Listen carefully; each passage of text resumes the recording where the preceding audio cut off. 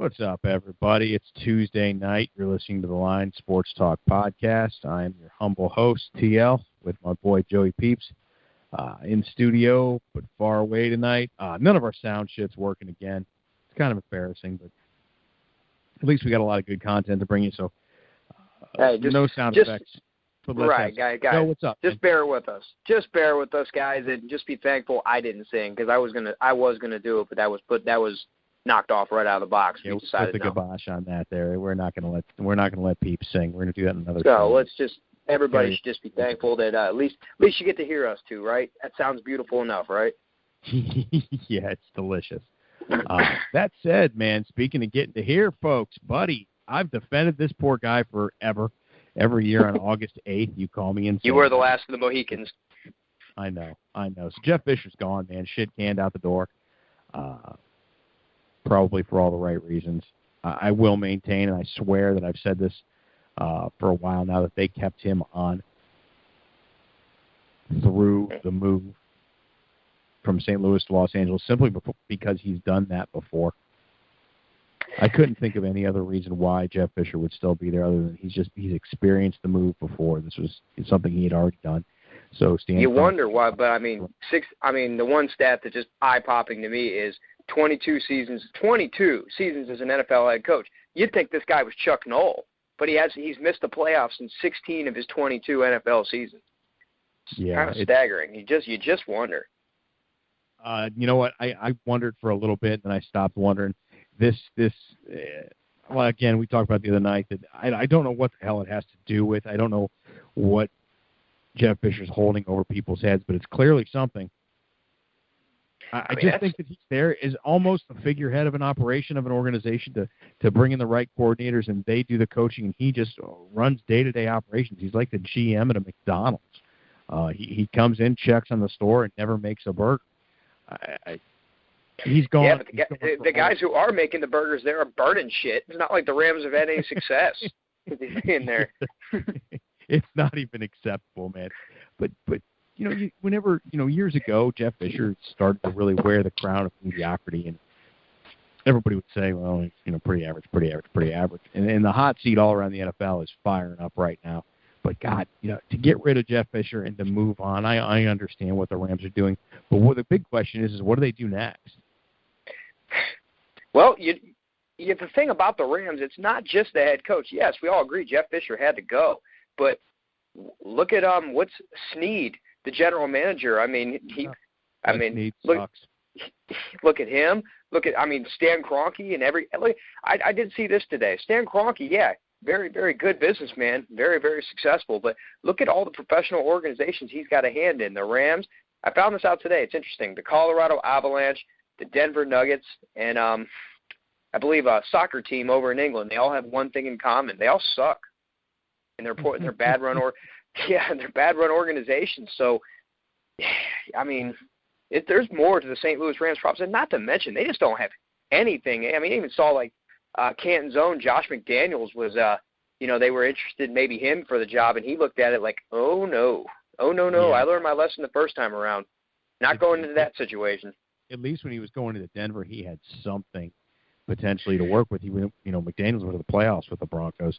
I thought that he was going to turn that around, and he got a little too big for his britches, and he went tucked tail, crawled back home to the commander-in-chief that is being Belichick. No, he's a young man still, and he's in a very good situation. He doesn't need to jump the gun. No, but he's in a great situation, but he's probably the hottest commodity in the NFL. I really am tired. I don't want to hear Nick Saban's name. I don't want to hear it. I've heard Jim Harbaugh. I haven't heard Nick Saban as far as the NFL. I've heard Jim Harbaugh, though, which is interesting. I've heard Saban's name come up a few times here, and I don't want to hear it. I think that's absolutely ludicrous. Maybe one day Nick Saban's going to want to come back and try his hand at the NFL again, but I don't think so. I don't think there's any reason. I don't think so. The man's in his 60s.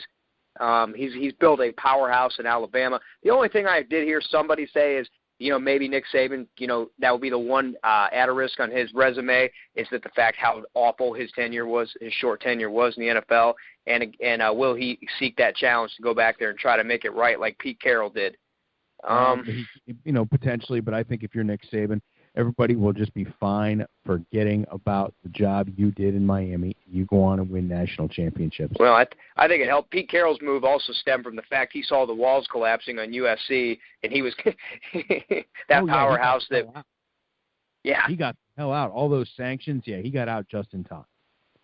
The walls were collapsed. Where Alabama will be good for as long as, basically for as long as they want to be. Yeah, I think so. They're in the breeding ground for harvesting of future NFL talent in Tuscaloosa. Everybody in Tuscaloosa likely wants to go there if they know they can play there. If they don't, then they shuffle on down the road and end up at Florida State. Well, I mean, no, I don't agree. I could see Jim Harbaugh back in the NFL, being all the rules and regulations of the NCAA. A quirky fellow like Mr. Harbaugh, he might not really like all those designated rules that there happen to be in the NCAA. I could see him being more of an NFL coach. Who are we talking about, Harbaugh or Saban? Harbaugh. No, Saban's a college coach all the way. Yeah, I think so. Saban to me is not meant to coach millionaire athletes. Probably not, but I keep hearing. I've heard the Saban name. I think you can table that. That's not happening. But you're right, Harbaugh. I think Jimmy Boy is as at home as he's going to get eating boogers on the sideline at Michigan. I really do. I don't know why he. The only thing that I could see happening, Jim Harbaugh, maybe hightailing it to Los Angeles to coach the Rams, is just to be a prick and stick it up the York's ass twice a season. I think he'll wait for that Indianapolis Colts job if it becomes available, because I think they'll love him to come back and work with Andrew Luck. Yeah, that's also a real good possibility. Those are two guys that have some history. Because I think there's a good possibility Chuck Pagano could be let go after the season. I think after losing to Houston on Sunday, Pagano is gone. He's got to be. He's a likable guy, great story. As a head coach, Chuck needs to probably go back and be a DC someplace. Might not be for him. That Colts team, when Pagano went away on medical leave, was very successful under Bruce Arians. If you remember that, people probably don't like to suggest, but yeah. I can see Harbaugh trying to be in Michigan and win a national championship there. The other side of that is he's going to quit, not finish something he started at Michigan. You can never go back to coaching college football if you pull shit like that. I really don't think you can. But then again, too, 18, 19, 20-year-old kids aren't as cynical and as just maybe malcontent as I am. But as an adult, the moment that guy would tell me you've got to finish strong and give it all you got and work harder, and listen, asshole, you're the one who packed up your shit and left. I don't see it being don't see it being a lucrative situation for Harbaugh to leave. It might leave a lasting impression with a lot of folks. But if he does go, it's Los Angeles to stick it right up the York's ass in San Francisco. I think he'd enjoy that. He might very well, and don't think for a minute Jim Harbaugh doesn't have that kind of vengeful side to him, because I know for a fact that man does. Yeah. I think he does. His own brother doesn't like him. My sister has her moments with me, but yeah, that's necessary sometimes. No, it's a shitty situation. But let's having a glance around everywhere else in the NFL. I mean, we're down to the nitty gritty. This is ball chopping time as Week 15 approaches. Our picks last week, myself and Pepper Jack smoked it, man. He's been on fire. He was 12-1-1. He ended up pushing that Patriots game last night. I finished 11-2-1 pushing the Patriots game as well. And you, sir, pushed the Patriots game, but almost called the score on the head. 30-23. I had 27-20. Yes, pretty sir. close. You were dialed in, man. You finished the week 6-7-1 with that push, but yeah, good weeks had by all. But now as we take the glance around the NFL, who else is gone as a head coach? Is Sexy Rexy on his way out the door too? See, I don't know. It's kind of one of those. There's one side where you're hearing, yes, he is. And do I think Rex Ryan should be gone? I don't know. I mean, it's kind of tough. It's kind of tough. I mean, you could really argue both sides that, yeah, he didn't really get enough time to really try to build something in Buffalo. But in the other half, there's a short leash with Rex Ryan because of the way his bravado, the way he runs his mouth, the way he kind of clownish type of things. When he starts to lose, there's always a short leash with somebody like that. Well, Whereas opposed to, you got a guy like Chuck Pagano who, his story, the way he seems to be as a man, I don't know him, but he just seems to be a humble, good man. It's kind of tough, to cut ties with him right off where it's easy. When you look at Rex Ryan, like, okay, I'm tired of listening to this clown, especially when we're losing games. And there's a lot of truth to that with old Rexy, but I think that there's an issue with the Pagulas who own the Buffalo Bills. I think they're having a problem with Rex. And when ownership and your head coach has problems and you're not winning, it's Jim Harbaugh all over. Well, Jim Harbaugh all over. Yeah, exactly. I can, as a Jets fan, I can tell you because when the Jets went to going to back-to-back AFC Championship games, I watched his press conferences and I seriously ate and drank the Kool-Aid of everything he says. I thought the guy was great. Then the team turned to shit. Then all of a sudden I couldn't stand it. I couldn't stand to see his face in press conference. So. Right. He has that kind of effect. When you're winning, everything he says is great. When you're losing, it's like, shut the fuck up. Yeah, you don't want to hear it from somebody who's just clearly not doing the things he needs to be doing, and that's Rex. And he's, as long as he's saddled with butt brother Rob Ryan, this is a losing formula every time, every day. Yeah, and that's not a good look. Rob Ryan, I know you want to help family out, and you want to, and that's the other thing. You get up there and you talk about how great of a coordinator your brother is, how you believe in him so much. I mean, if this were anybody else, you would look at that resume and just go, okay, throw that in the trash. You know what I'm doing though is I'm picturing in my head Rob Ryan with his headset on and like flying around, and then all of a sudden the camera backs up and Rob Ryan sticks his head out the window and goes, "Did you order a caramel sundae with nuts?" He looks like he should be the drive-through guy late night at McDonald's. He's the guy that comes out and tells you the ice cream machine is broken. I can tell you one thing.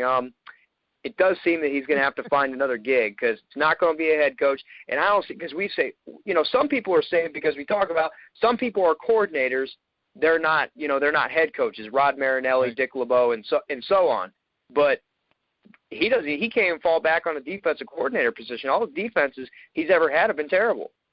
So what does he fall back? Old Rusty Rob should probably go back to coaching linebackers or D-line, something to where it's a little bit more dialed in, a little focused on the smaller picture. He's not a good DC. He shouldn't be calling defensive plays. He's strategically awful. Has been everywhere he's ever been. So yeah, enough about them, because I think Rex is probably going to be out of a job. I do. The Tyrod Taylor experiment's not going to work. It's not going to work. He's an average player with great athletic ability. It's not going to work. They're going to have to draft a quarterback. They've already done that, and it's been a disaster. For what are you drafting Cardell Jones for? Rex Ryan. Who told anybody that Cardell Jones was a good NFL quarterback? What you talking about, T? I'm a good quarterback. Does he not look like, is he not the overgrown version? At Ohio State, he was fun to watch, and I was very excited about it. Not an NFL quarterback. He was barely ready to be a college quarterback. Yeah, but he really could pass as Gary Coleman if he shrunk about another 8 feet. Yeah, I suppose he could pull it off. But just, I don't get it. Their whole process there in Buffalo has been a joke. Around the league, hot seat looking out too, though, buddy. Gus Bradley's gone. No, we talked about this on our last Tuesday night rundown. Yeah, he's all but gone. Jacksonville can't win football games. I didn't even bother one play. Like I predict. That's one thing I did predict on Saturday is I would not watch one play of that game, and my prediction came true. I did not watch one play of that game, and my life was okay. You called that Minnesota-Jacksonville game, but I did see they lost. Yeah. Not a surprise. No, not a surprise. I think Gus Bradley's gone. Gus Bradley's probably a pretty good defensive coordinator, probably a damn good defensive coordinator. I think he's probably a good head coach. He's just not ready to do it yet. And he's not. I don't know. I mean, do it with Blake Bortles. I don't know. Blake Bortles stinks. Well, you know what though? That's another bad organization right there, Jacksonville Jaguars. Yeah. So let's say, humor me for a second. Let's just say that Gus Bradley's gone. Who's his replacement?